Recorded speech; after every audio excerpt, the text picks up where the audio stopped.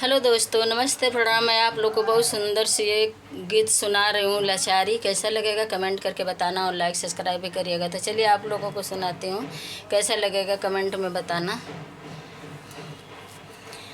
ऐसा बेदर्दी ताल घरी लवा न डूबे बालम, ऐसा बेदर्दी ताल घरी लवा न डूबे बालम।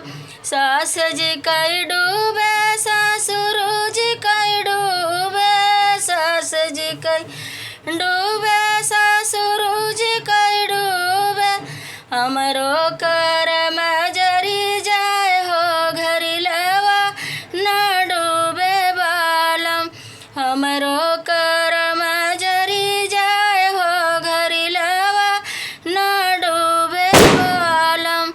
ऐसा बेदर्दी ताल घरी लवा न डूबे बालम। जेठ जी कई डूबे जेठान जी कई डूबे, जेठ जी कई डूबे जेठान जी कई डूबे।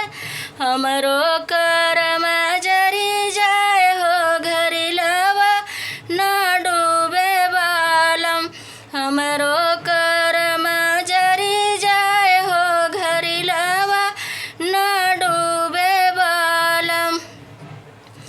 ऐसा बेदर्दी ताल घरी लवा न डूबे बालम, ऐसा बेदर्दी ताल घरी लवा न डूबे बालम। जेठ जी कई डूबे जेठान जी कई डूबे, जेठ जी कई डूबे जेठान जी कई डूबे।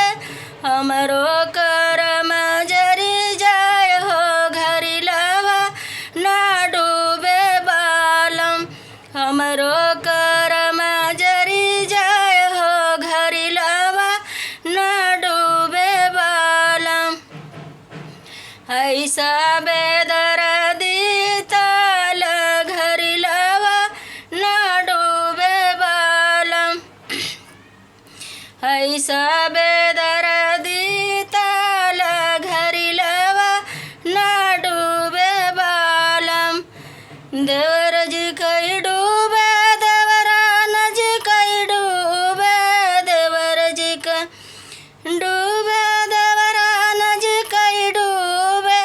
हमरो करम जरी जाए हो घरी लवा न डूबे बालम, हमरो करम जरी जाए हो घरी लवा न डूबे बालम। ऐसा